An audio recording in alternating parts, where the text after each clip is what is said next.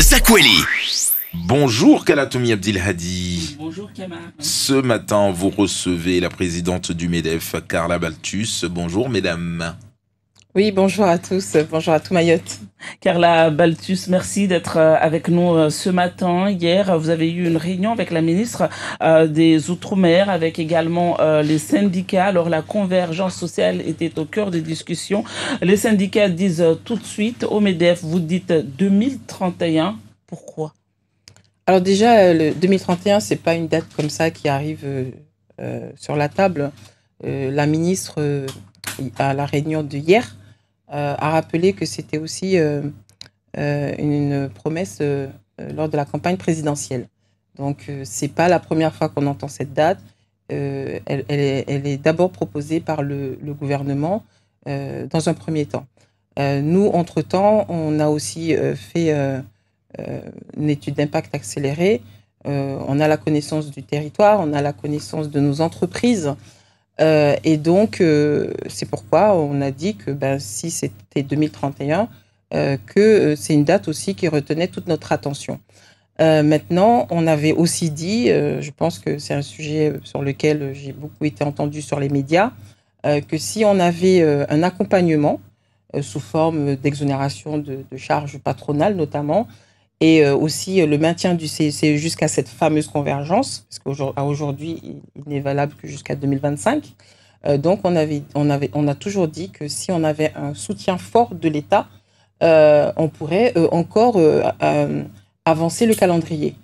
Je pense que hier, la ministre a tenu un discours de vérité qui était de dire tout simplement que l'État ne prendra pas en charge. Elle a clairement dit le contribuable ne paiera pas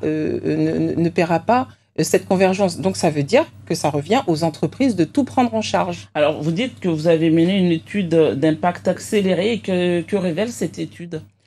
Écoutez, c'est plus de 50%. Je ne sais pas si vous imaginez ce que ça veut dire. C'est plus de 50% d'augmentation de la masse salariale.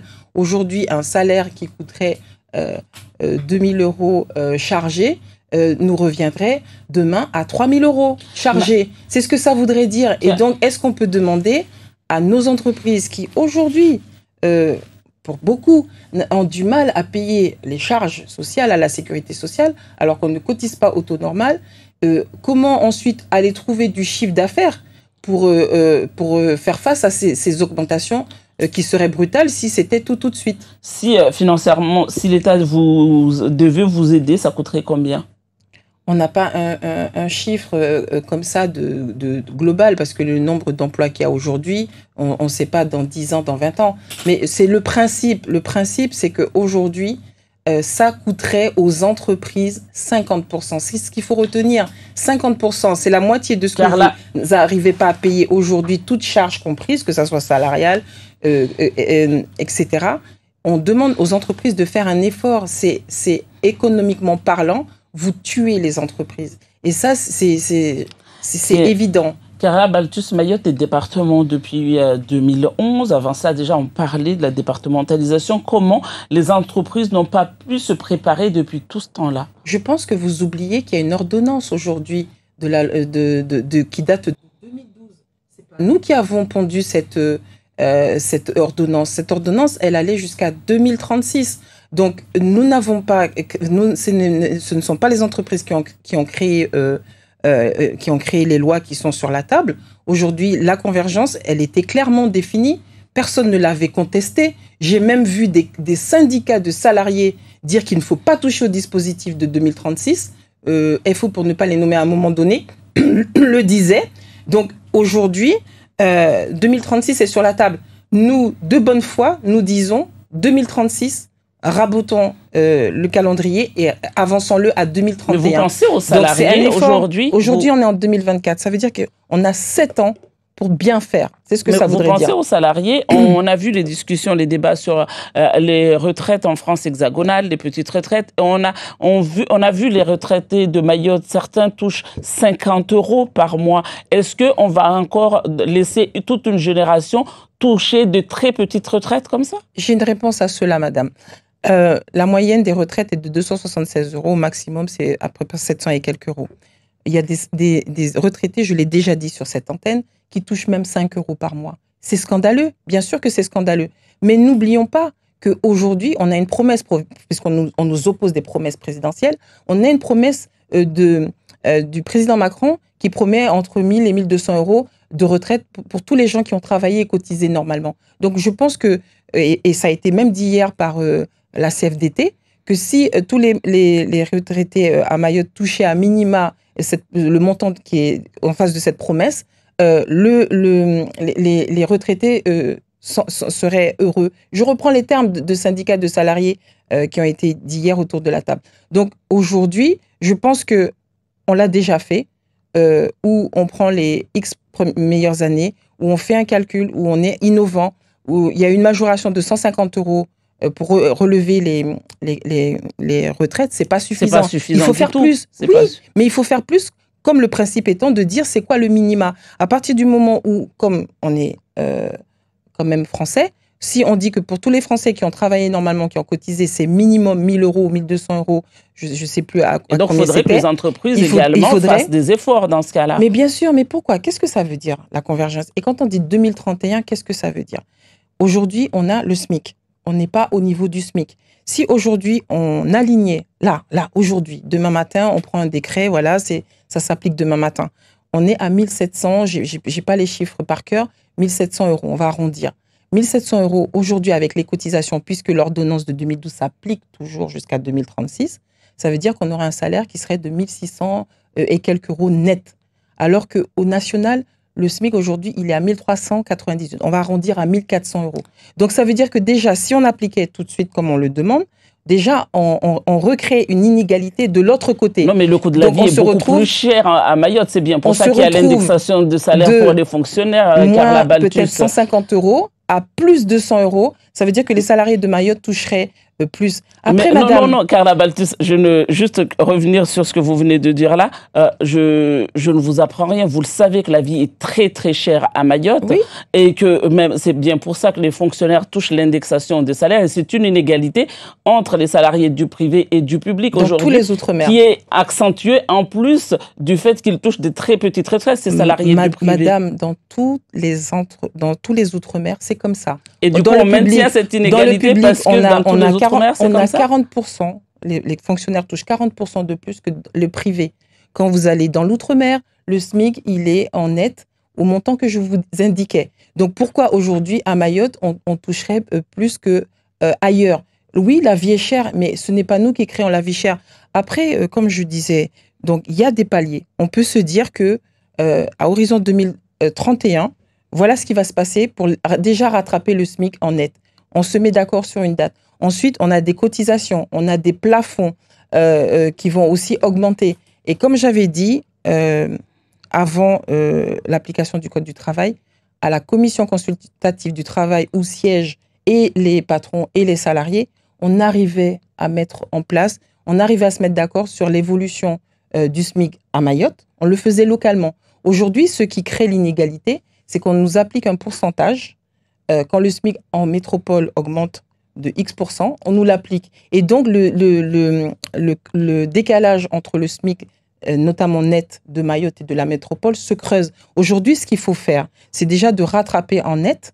Et ça, on peut se le dire, on peut se l'écrire, et on peut, dans le calendrier de 2031 que nous soutenons, on peut se dire que voilà, jusqu'à telle date, on rattrape déjà en net. Ensuite, au niveau des retraites, s'il faut faire un effort, parce que derrière, ça va améliorer l'assiette de cotisation des retraites, on peut se dire que le plafond de retraite, on peut l'augmenter et on peut jouer comme ça là-dessus. Mais c'est ce que l'étude d'impact. Vous comprenez l'impatience aujourd'hui des salariés, parce que vous raisonnez en disant on échelonne, on regarde, mais derrière, on a affaire à des hommes et des femmes qui touchent des très petits salaires, qui touchent des très petites retraites. Certains continuent de travailler alors qu'ils devraient partir à la retraite justement par peur de toucher ces très petites retraites.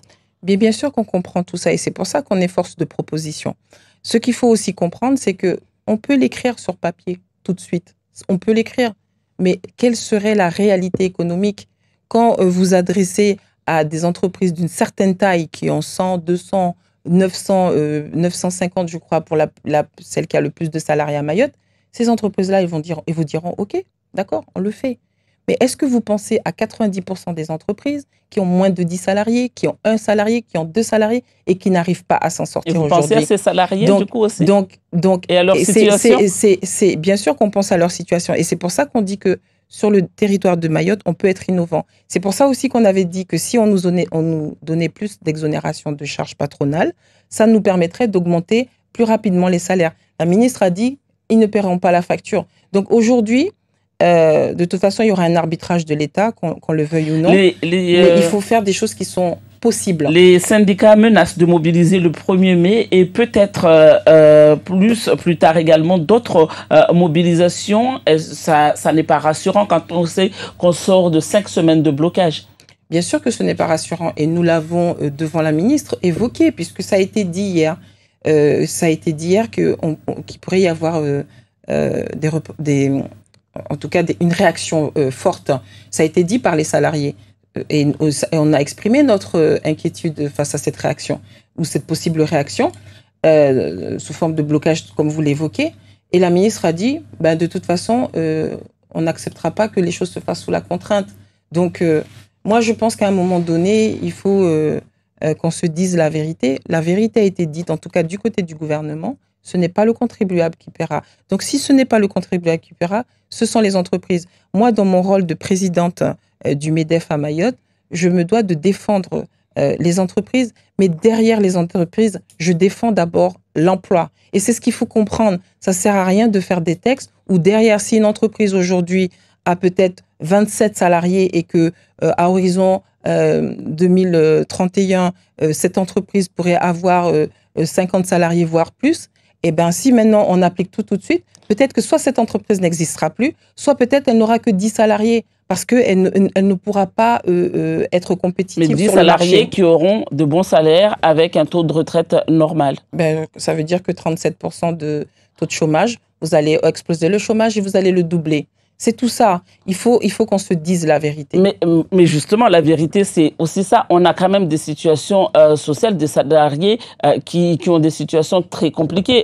On les a rencontrés, ces retraités, avec des très, très petites retraites. On les voit, des messieurs qui arrivent à 65 ans, qui sont fatigués, en plus avec les changements d'âge, etc. On les a, ils ont des actes de naissance où ils sont falsifiés ils sont plus jeunes. Sauf qu'ils sont fatigués. Et aujourd'hui, clairement, ils se disent, si demain je pars à la retraite, je ne pourrai pas nourrir ma famille. Ça, ce sont des situations sociales. Et si on maintient la situation telle qu'elle aujourd'hui, ça ne va pas s'améliorer. Oui, mais si vous augmentez tout de suite, ça ne va pas s'améliorer non plus pour ces personnes pour lesquelles les 43 ans de cotisation de retraite sont déjà passés. C'est pour ça que je vous dis, et je répète encore, il faut être innovant. Il faut faire des propositions et il faut notamment appliquer cette promesse. Il faut qu'elle soit rapidement mise en place, cette promesse du gouvernement. On a aussi l'ASPA qui permet de toucher un peu plus. Donc, il faut aller vers des dispositifs pour compléter les salaires. Parce que quand on regarde à Mayotte, on n'a pas beaucoup de retraités. On a à peu près 2000 retraités. Par rapport à ce qu'on cotise aujourd'hui, et si demain matin, on doublait cette cotisation, ce volet retraite est, entre guillemets, excédentaire. Ça veut dire que par rapport à ce qu'on cotise et ce qu'on rembourse en retraite, il y a encore de la marge. Donc, c'est sur ces budgets-là qu'il faut aller taper. Sauf que cet argent est envoyé au nom de la solidarité nationale. Bien sûr qu'il a... la caisse de retraite de Mayotte reverse cet argent. Si on a dit 150 €, c'était l'année dernière, de revalorisation, pourquoi ne pas accélérer à passer à 300, à 400 pour arriver rapidement à un montant qui permette aux salariés de partir. Et aussi la date pour la convergence sociale également. Bien sûr, mais comme je vous dis, dans mon rôle de présidente du MEDEF, je me dois aussi de défendre les entreprises et l'emploi. On n'a pas assez de salariés. Aujourd'hui, il y a des secteurs qui sont en tension. Dans le BTP, on forme beaucoup de jeunes. Si derrière, on forme tous ces jeunes-là et que derrière, on ne peut pas les embaucher, après, on est tous focalisés sur les bas salaires. Mais il y a quand même des entreprises qui font des efforts. Ça, on oublie aussi de le rappeler. Il y a beaucoup d'entreprises qui ne payent pas que au SMIC. Ça, il ne faut pas se mentir. Maintenant, si on peut remettre en place un programme où on rattrape en net pour donner du pouvoir d'achat, on est prêt. Aujourd'hui, on est prêt à s'asseoir autour de la table. on est prêt à négocier à l'intérieur de ce calendrier qui est raccourci à 2031, à quel moment on augmente quoi et à quelle séquence. Merci beaucoup, Carla Balthus, présidente du MEDEF, pour cet entretien. Carla, à bientôt. La première.